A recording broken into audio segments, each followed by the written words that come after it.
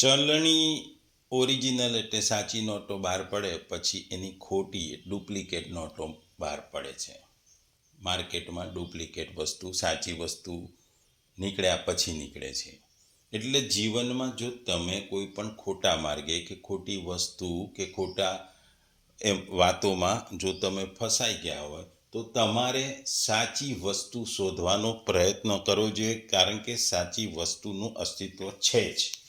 ભગવદ્ ગીતાનો અધ્યાય 5 શ્લોક 5.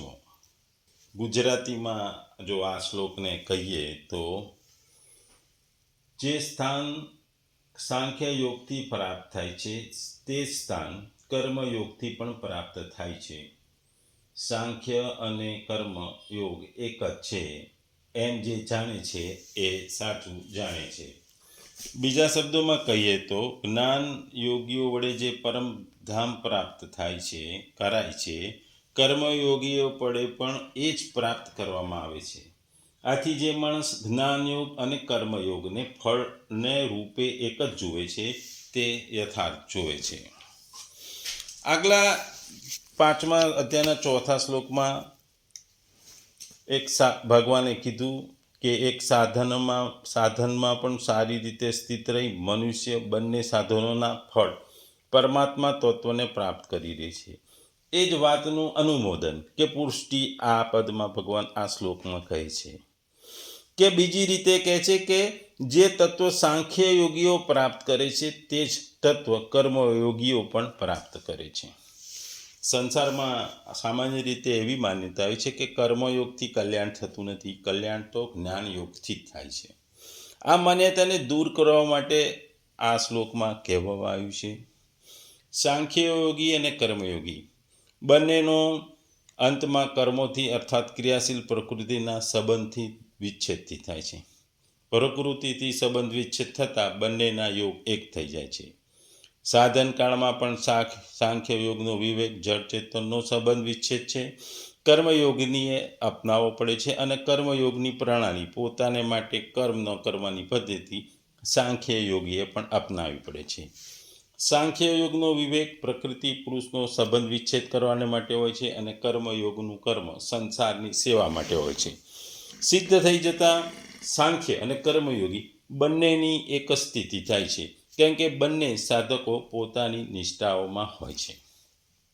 સામાન્ય રીતે આપણે સમાજમાં જોતા હોઈએ છીએ કે વ્યક્તિ એવું વિચારતો હોય છે કે હું આ ભણતો હોય ત્યારે કે હું આ કોર્સ કરી લઉં, આ ભણી લઉં, પેલું ભણી લઉં, અને છેલ્લું એનું ધ્યેય એવું હોય છે કે હું ભણી ગણીને સારી જોબ કે સારું કામ કરું. એમાં કોઈ પણ ક્ષેત્રમાં જઈ એ આગળ વધી શકે છે. સાયન્સમાં જાય, કોમર્સમાં જાય કે બીજા કોઈ બી કલ્ચર એટલે કે આર્ટ્સમાં જાય કે કલામાં જાય, પોતાની આવડતથી એ સિદ્ધિ પ્રાપ્ત કરી શકે છે, નામ કમાઈ શકે છે, નોકરી ધંધો કરી શકે છે. એ જ રીતે યોગથી પણ છેલ્લી પ્રાપ્તિ મોક્ષની છે કે ભગવાનની પ્રાપ્તિ છે કે શાંતિની પ્રાપ્તિ છે, એ કોઈ પણ યોગથી થાય છે. સામાન્ય રીતે 3 યોગ કહેવામાં આવે છે: જ્ઞાન યોગ એટલે કે સાંખ્ય યોગ, કર્મયોગ અને ભક્તિ યોગ. જો આપણે ફૂટબોલના એક મેદાનમાં વિશે વિચારીએ તો ફૂટબોલમાં એક ટીમમાં ખેલાડીઓ હોય છે, એમાં ફ્રન્ટ ખેલાડીઓ હોય છે, મધ્યમાં ખેલાડીઓ હોય છે અને ગોલકીપર હોય છે. એ ગોલ પોસ્ટને આપણે મંદિર માની લઈએ તો અંદર ગોલકીપર બેઠો હોય છે. એ ગોલમાં ગોલ ના થાય એના માટે રક્ષા કરતો હોય છે. એટલે ગોલમાં એટલે કે મંદિરમાં ભક્તિ કરતો એ ભક્તિ યોગ એટલે કે ગોલકીપર છે. પછી મધ્યના ખેલાડીઓ હોય છે જે ગોલ એટલે કે મંદિરનું રક્ષણ કરે છે, એ આગળના ખેલાડીઓને બોલ પાસ કરે છે અને ગોલ તરફ જતા બોલને રોકે છે. એટલે એ કર્મયોગ છે. એ બે બાજુ કર્મ કરે છે, ધર્મનું બી કર્મ કરે છે અને બોલને આગળ વધારવાનું કર્મ કરે છે અને બોલ ગોલ પોસ્ટ જતા અટકાવે છે. એટલે એ કર્મયોગ છે. અને આગળના ખેલાડીઓ જે ફ્રન્ટ કહેવાય કે જે એટેકિંગ ખેલાડીઓ હોય છે, એ સામેવાળાના ગોલમાં ગોલ કરવા માટે હંમેશા સામેવાળાના મેદાનમાં રમતા હોય છે. એટલે એ પોતાના દુનિયાથી અલગ થઈ ગયેલા હોય છે. એ એટલે કે સાંખ્ય યોગ એટલે કે એ દુનિયાથી સંન્યાસ યોગ એટલે કે એ પોતાના ગોલને પોતાની બાજુના ભાગને ભૂલી સામેવાળાના ભાગમાં જ રમતા હોય છે અને ગોલ કરવાનો પ્રયત્ન કરે છે. પણ અને એ પોતાના ગોલ અને પોતાની સીમાથી પણ બીજી સીમામાં જઈને રમે છે એટલે પોતાનાથી અલિપ્ત છે, પોતાની દુનિયાથી અલિપ્ત થઈને કામ કરે છે. પણ ત્રણેયને અંતિમ ધ્યેય શું હોય છે કે મેચ જીતવાની. ફ્રન્ટના ખેલાડીઓ સામેવાળાને ગોલ કરીને જીતાડે છે. મધ્યના ખેલાડીઓ પણ સામેવાળા તરફ બોલ પાસ કરવામાં મદદ કરે છે અને સામેથી આવતા બોલને પણ પોતાના ગોલ પોસ્ટ તરફ જતા રોકે છે. અને ત્રીજું ભક્તિયોગમાં પણ છેલ્લે શું છે કે પોતાની ટીમને જીતાડવા માટે જે ભક્તિયોગ છે એ જે ગોલકીપર છે એ ગોલ કરતા અટકાવે છે, ગોલને બચાવે છે. એટલે સંસારમાં પણ આવી વિષમતાઓ વિષમ છે. ગાઢમાં પણ ગાઢ સંસારિક સંબંધમાં પણ વિષમતાઓ હોય છે, પરંતુ પરમાત્મા સમ છે. જેમ ફૂટબોલમાં જીત એ છેલ્લું ધ્યેય છે, બાકીના બધામાં ત્રણેય ભાગમાં વિષમતા છે, પણ પરમાત્મા સમ છે એમ ગોલ પણ સમ છે. આથી સમરૂપી પરમાત્માની પ્રાપ્તિ સંસાર સાથે સર્વતા સંબંધ વિચ્છેદ થવાથી થાય છે.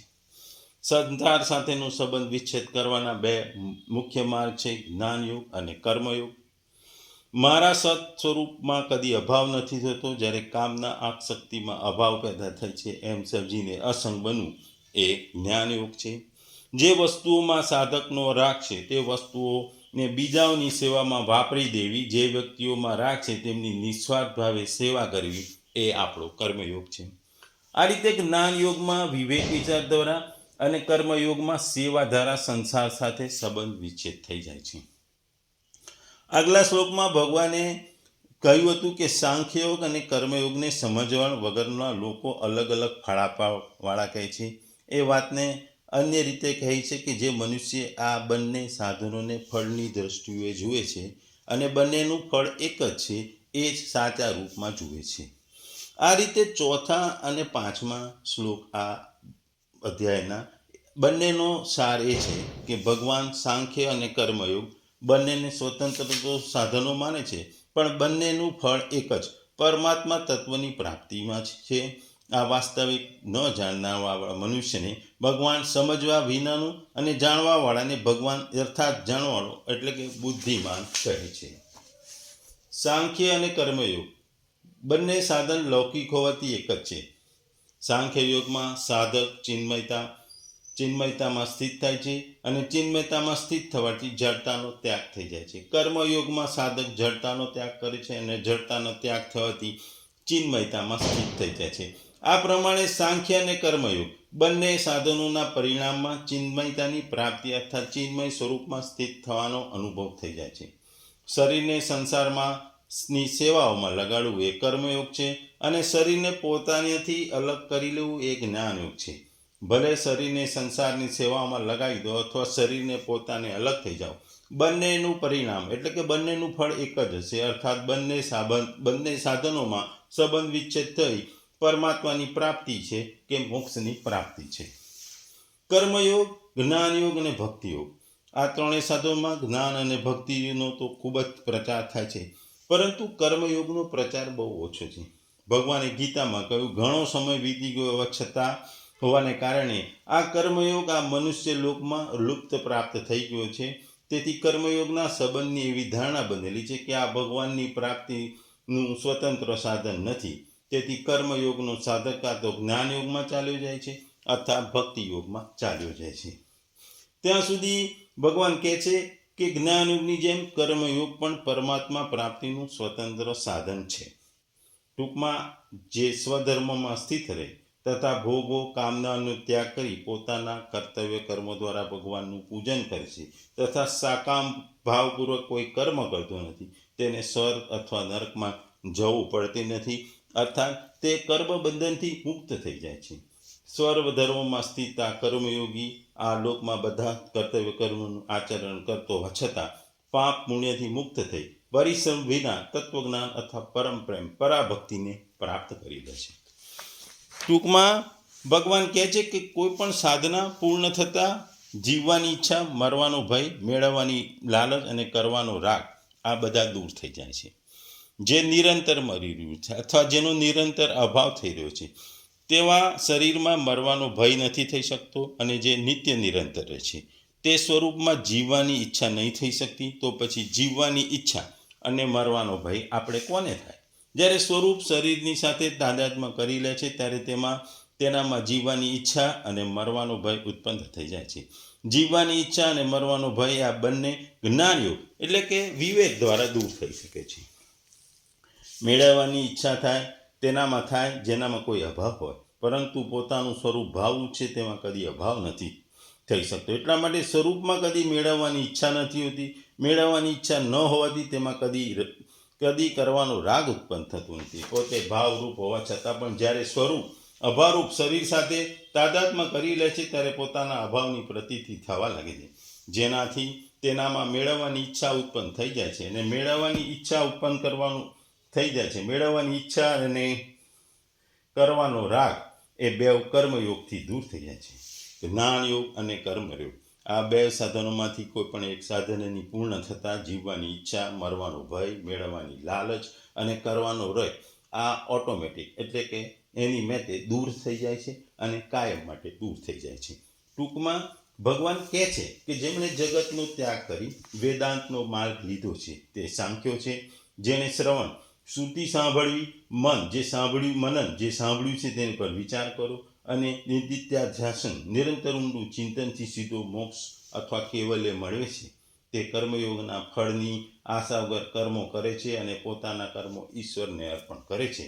તેઓ પણ જે સ્થાન સાંખ્યો પ્રાપ્ત કરે છે તે સ્થાન પરોક્ષ રીતે હૃદયના વિશુદ્ધતા અને સંન્યાસ તેમજ આત્મજ્ઞાનના નિરંતર પ્રકાશ દ્વારા પ્રાપ્ત કરે છે. જે એમ જાણે છે કે સાંખ્ય અને યોગ કર્મયોગ બંને એક જ પરિણામ લાવી આપનારા અને એકરૂપ છે, તો જ એ સાચા જ્ઞાની છે અને એ સાચું જ્ઞાન ધરાવે છે.